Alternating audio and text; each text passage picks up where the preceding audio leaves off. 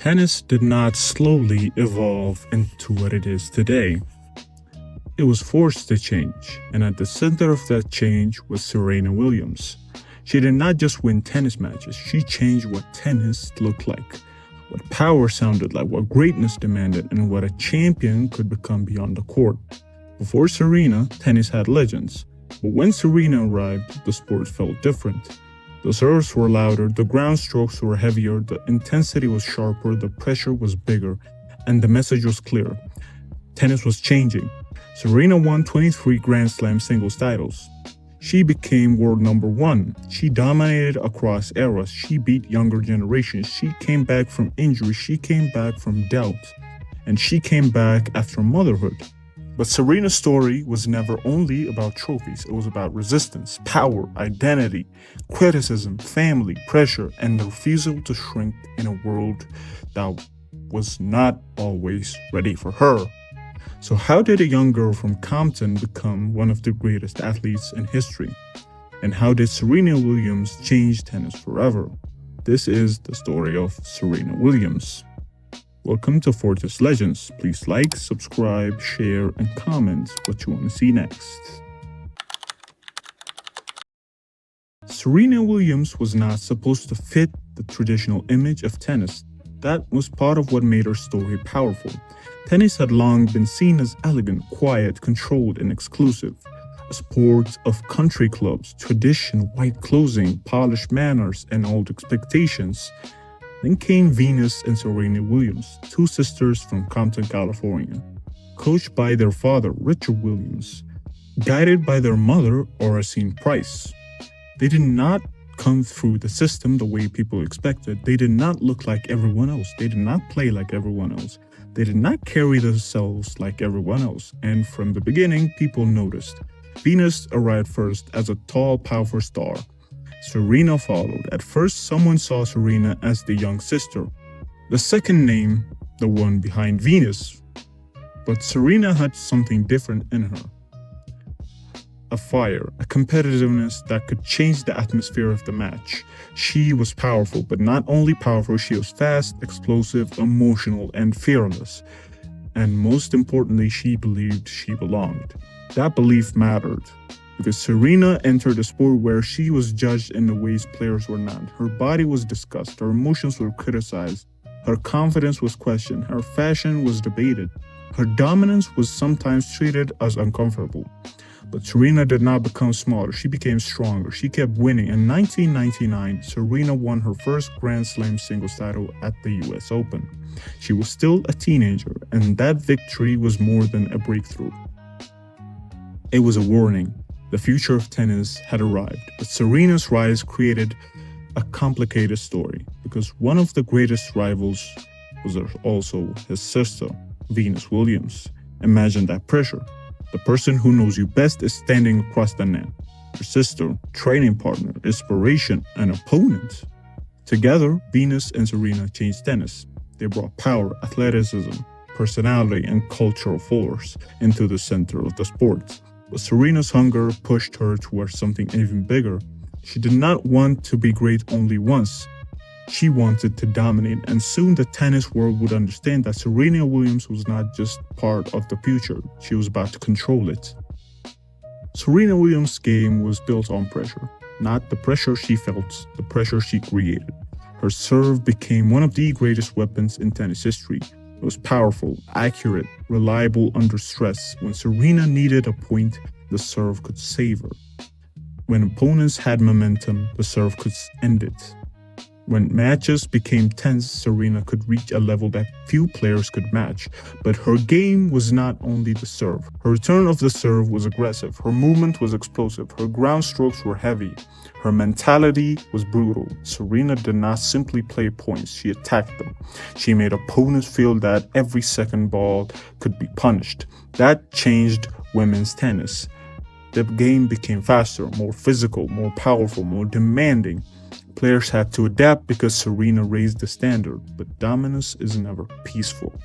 The more Serena won, the more attention she carried. Every match became a test, every loss became a headline, every emotion became a debate, every comeback became a question.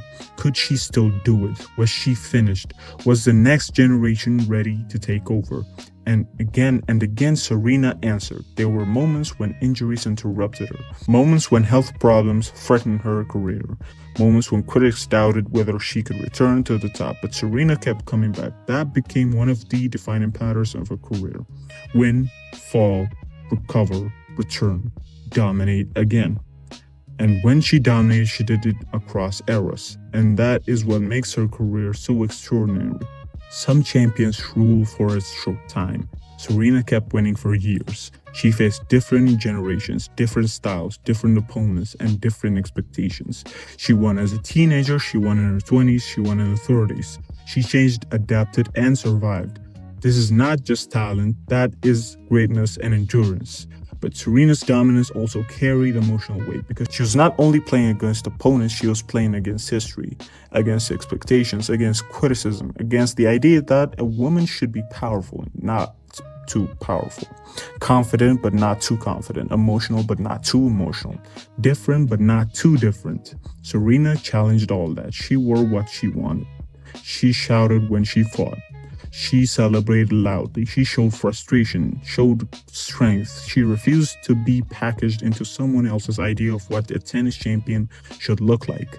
And that made her important beyond sport because for millions of people, Serena represented permission. Permission to be powerful, permission to be ambitious, permission to be different, permission to enter spaces where you were not expected and still own them. But even after becoming one of the most successful athletes in history, Serena faced a new challenge. Not just another opponent, not just another Grand Slam, a new chapter of life, motherhood. And once again, the world wondered, could Serena come back? In 2017, Serena Williams won the Australian Open while pregnant. The fact alone became part of her legend. It showed something deeper than athletic excellence. It showed something that went beyond the scoreboard. But after giving birth, Serena faced serious health complications. Her return was not simple. It was not glamorous. It was not just a clean comeback story with inspirational music and an easy ending. It was hard. Her body had changed. Her life had changed. The priorities had changed. The tour had changed. And still, Serena came back. She reached Grand Slam finals after becoming a mother. She fought to add another chapter to a career that was already historic. Every match carried meaning, not only because she was chasing records, but because she was showing what athletic motherhood could look like at the highest level. For many fans, Serena's later career was not only about whether she would win another major, it was about seeing her continue to stand there, still fighting, still believing, still refusing to disappear. That is why Serena's legacy is so much bigger than numbers. The numbers matter. 23 Grand Slam singles titles, weeks at world number 1, Olympic success, doubles dominance with Venus, decades of influence.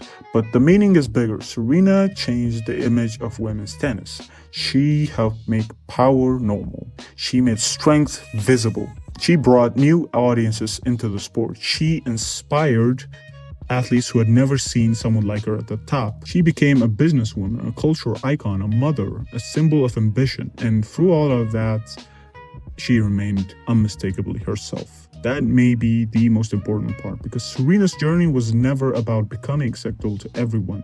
It was about becoming undeniable. She did not ask tennis to make room quietly. She forced the sport to expand, to see new kinds of greatness, to hear new kinds of confidence, to accept new kinds of champions. And when Serena eventually stepped away from tennis, it did not feel like a simple retirement.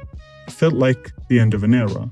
A sport that had been changed by her presence now had to imagine itself without her. But that is the thing about real legends. They do not disappear when they stop playing. Their influence stays on. In every young player who serves harder, in every athlete who speaks louder, in every girl who believes she belongs on the biggest stage, in every champion who refuses to shrink, Serena Williams did not just leave behind a record, she left behind a standard. So, how did Serena Williams change tennis forever? She changed it with power, with a serve that could break opponents, with ground strokes that changed the speed of the game, with movement, intensity, and belief. But she also changed it with presence. She walked into a sport that was not built for her image and made herself impossible to ignore. She turned criticism into fuel. She turned pressure into performance. And she turned a tennis career into a cultural legacy. Serena was not perfect. No legend is. But greatness does not require perfection. It requires impact. And Serena's impact is everywhere in women's tennis, in sports, in culture, in conversations about strength, race, gender, motherhood, business, and legacy. She did not just win, she changed what winning could look like. She did not just compete, she changed who people imagined when they thought of a tennis champion. And maybe that is why Serena Williams remains powerful, because she was never just chasing history, she was making it. Serena Williams did not change tennis by asking permission. She changed tennis by refusing to shrink. This was Fortis Legends. If you enjoyed this story, like the video, subscribe, and comment below. Is Serena Williams the most influential tennis player of all time? I'll see you in the next one.